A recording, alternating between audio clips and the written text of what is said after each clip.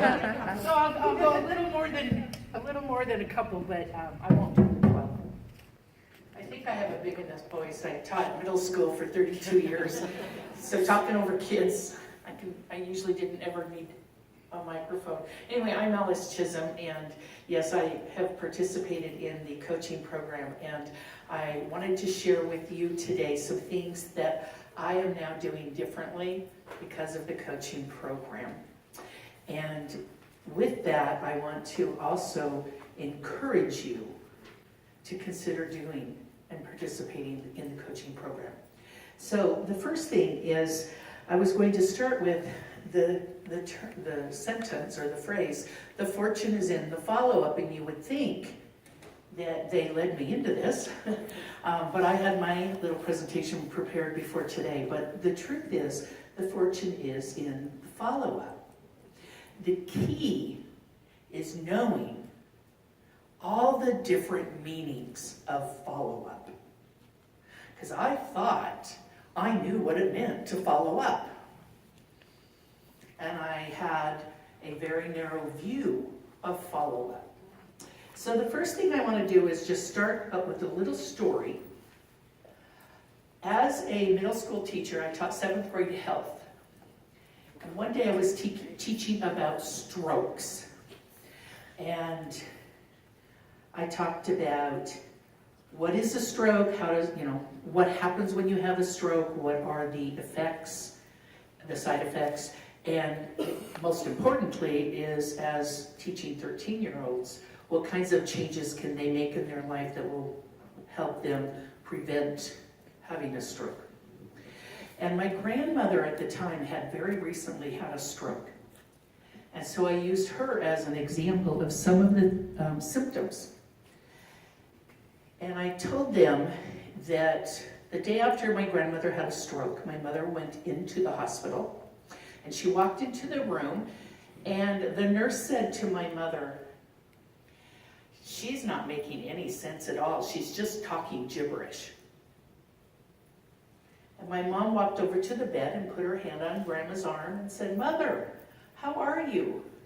And my grandmother looked right at her and said in German, "It's cold in here." Wow. So my mother looked over at the nurse and said, "She's not speaking gibberish, she's speaking German."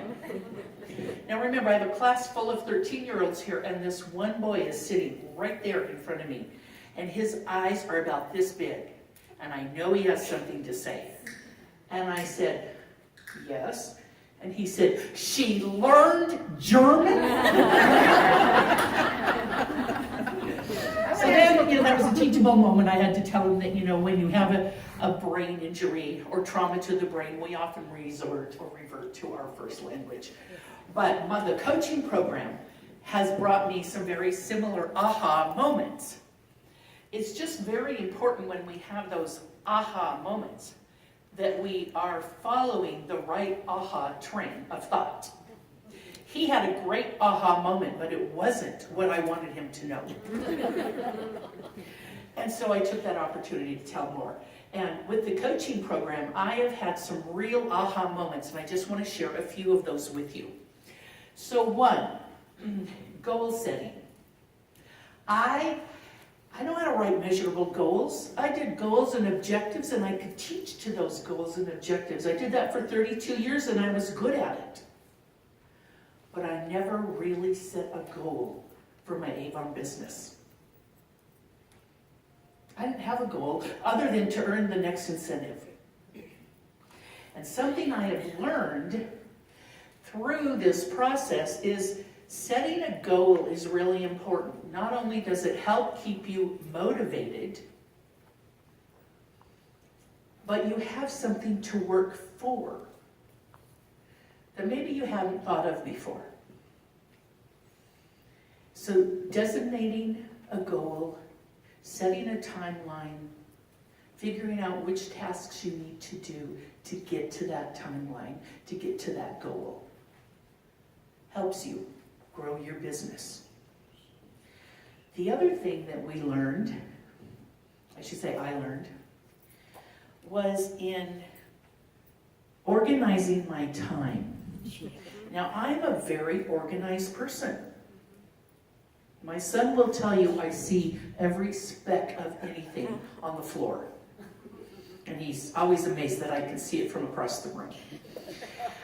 I kept a calendar. I thought I was organized. If I was going to do deliveries, I just wrote deliveries on the day. If I was going to meet with a team member, I write their name on the calendar. And that works. It wasn't as effective as I needed it to be. And it wasn't until we went through the process, we did a 2-week analysis of how many hours do we spend on Avon. Now that was hard for me because I had never really kept my calendar by the hour.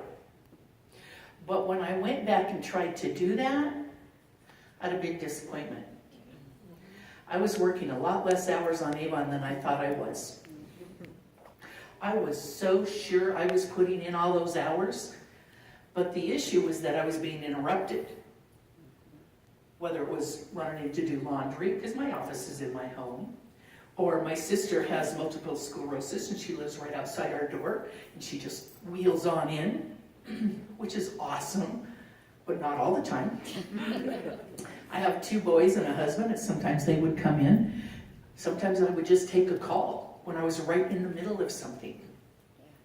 You don't have to answer the phone every time it rings. So I gave myself permission to set some hours that are strictly Avon and hours that are strictly non-Avon. And it really has given me the energy level, the mental energy level, to do what I need to do during those hours that I am working Avon. Okay. I have learned how to divide my hours into categories, and this has me working differently. I already know how to plan and how to sell, and that doesn't mean that I'm an expert at either of those. It just means I can do both of those pretty well, and in a short amount of time I can get my orders up to $1,000, and I'm okay with that. I don't need to go higher than that. Doesn't mean that I won't take the orders if they come, but that's not where my focus needs to be. That's one of the biggest things that I've learned. However, the selling opportunity part, that out of your comfort zone part, that part that means you have to get up and talk to people. And I'm pretty good at talking to people, and I love to talk, but it's different. And so I need to work with my team and get out there and show them and coach them how to build their team. I have a team. I have 187 people on my team. Now, by some standards, that's a lot, and by some standards, that's just measly. But by my standards, I'm pretty happy with it. What I'm not happy with is how many are on my 2nd and 3rd generations. And that means I have to spend those quality hours of Avon working with my team more than I am. Okay. The other thing I learned is that I need to spend more time working with my leaders, finding my leaders on my team, and working with them. Because if I don't work with them, they might not duplicate me. And the truth is, I haven't duplicated myself. I was lacking in that. And so I need to do that. So I want to tell you another quick little story. My very first year of teaching, I know I'm on the timeline, but I have to tell you this. So my very first year of teaching, I taught, after the school year, I taught in the summer migrant program. And I taught high school students health. And in the 1980s, in the early 80s, the way it worked was they truly would travel from one state to another. And they'd leave their schools in the last 6 weeks of school and would come to Oregon to work in the fields during the summer. And so they missed their credits for those last 6 weeks. So they'd come to school during the summer. This is after hours of working long days. And then they would make up those credits so that they could still graduate on time. So I taught in English because I knew zero Spanish. Zero. This was in 1981. My first year with the migrant program. And you know, as a teacher, and you may remember this too as a kid, if you're excited and you walk into a classroom, the very first thing you say to the teacher is, what are we doing today? What are we doing? It's the same thing as when you walked in here, you might have said, wonder what the agenda is for today. So I decided I would be really clever and branch out and learn my first Spanish word. And I asked the kids in my first class, because I taught 2 classes, I asked my kids, hey, we're seeing a short movie tonight. How do I say the word movie in Spanish? And they taught me that the word was película. So, after I finished teaching, and we had a break, and the second class came in, every kid that came in, I said, you have to wait, I'm going to tell everybody at once what we're doing. And I stood up and I realized, oh my gosh, I forgot the word. So I'm kind of standing there and I'm kind of nervous because I've never spoken a Spanish word in my life other than maybe sí. And it's like, película. Oh, we're going to see a película. So instead of saying we're going to see a movie, I said we're going to see a bare butt. And you have the same reaction that the kids did. Here I am, a young teacher, thinking, what the heck did I just say? Okay, there is a reason I tell you that story other than just for the humor. It's because I want you to know, first of all, it's okay to make mistakes. It's okay to laugh at yourself. It's okay to laugh with others. We don't learn if we're not trying things out and if we're making mistakes. And it was even said earlier today, you know what?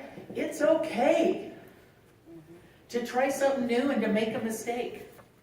Learn from it and move on. So lastly, I want to say, when I first started Avon, I had a district manager who later became a division manager. So she had good skills. And she reached out to me and others and said, I will go out with you. I'll prospect with you. I'll help you find customers. We'll help build your team. And I wanted to go out with her, but I didn't. And you know why? Because I didn't want her to know that I didn't have the skills. You were bad. It was my insecurities that kept me from going with her and learning faster what I needed to know. I've kicked myself ever since then. But I'm making up for it.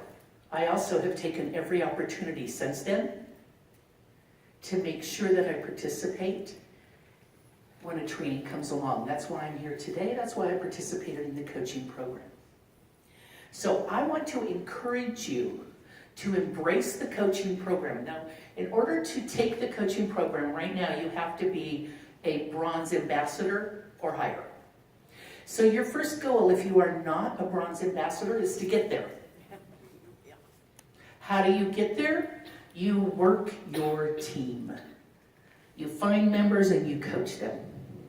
And you mentor them. And I believe someone up here earlier today said, you don't have to know all the answers. No, you don't. You'll learn them.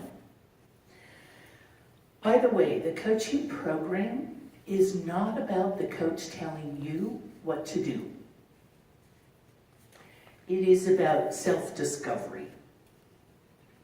It's about them sharing best practices, and it's about you determining what you need for your best practices. So as you walk through best practices, you will have your aha moments. And I hope your aha moments bring you multiple meanings of the fortune is in the follow-up. Thank you.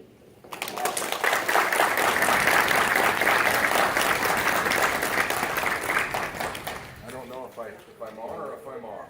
Well, oh, I'm off. I've turned it off. You can be on for you. I'm still off. There you are. Thank you. You're welcome. I need a hug after that. That was awesome. Thank you very much. No worries.